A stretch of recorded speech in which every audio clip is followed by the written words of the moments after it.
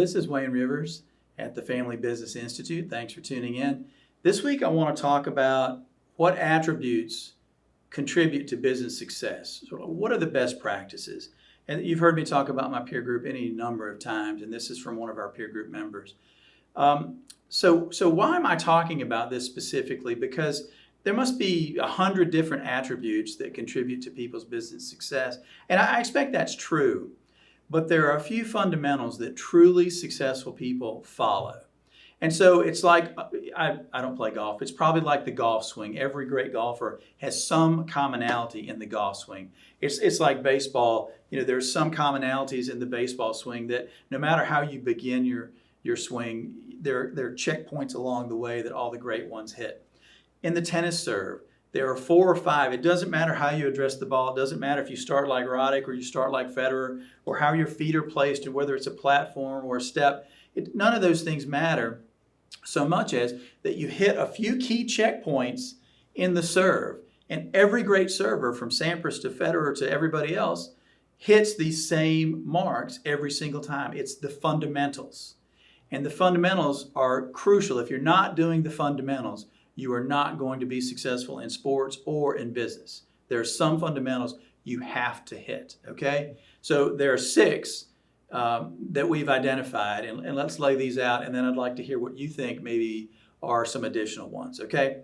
The first thing is people that are really successful in business and in life are never complacent. They're always hungry. They always want to be better. Now, I'm not saying that if you have a $100 million company, you need to make it a $200 million company. That's not it at all. Bigger isn't always better. What I'm talking about, these people are relentless when it comes to getting better in lots of different ways. So maybe you feel like employee morale could be a little better. So, okay, that's fine there. But what I'm saying is these people are always trying to move the needle, whether it's employee morale, customer satisfaction, margins and profits, top line revenue, quality of business location, but whatever it happens to be. They're always trying to improve themselves and their companies in some way. Okay, they're never complacent. Complacency is a killer. The second thing, great and successful people know that they are in the people business. It's not about building projects. It's not about moving dirt. It's not construction, and any business for that matter these days ultimately comes down to people. And really successful people focus on their people. They love on them and they try to create great places to work for everyone's benefit because we're all in this together, and if we all win, that's just great. If only a few of us win, that's okay, but it's just not as satisfying overall. The third thing, when they have these people, they empower them. They let them make decisions. They encourage them to make decisions. They push the decisions down to the lowest level in the organization where they can effectively be made, and following on with that, they hold their people accountable. They empower their people and they hold them accountable. And accountability is a frustration for many, many, many of our members.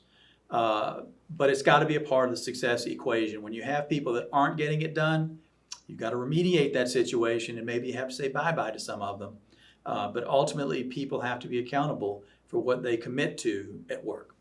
The fourth thing, they communicate constantly. They focus on mission, vision, and values. They focus on culture. They talk about how the company is doing, improvement initiatives. They communicate constantly with their people. So you're in the people business, you empower your people, and then you have to communicate with them. You can't just go off into the corner and disappear. So a constant communication with your people. Part of that is your meeting rhythm. Some people have, monthly meetings, and in today's world where you've got this hybrid of remote work and in-person work, maybe the meeting rhythms have to get changed. You have to have more frequent meetings, for example, than maybe you had done in the past. The fifth thing is another focus on people, and that is everybody in the organization knows how they fit and how they contribute.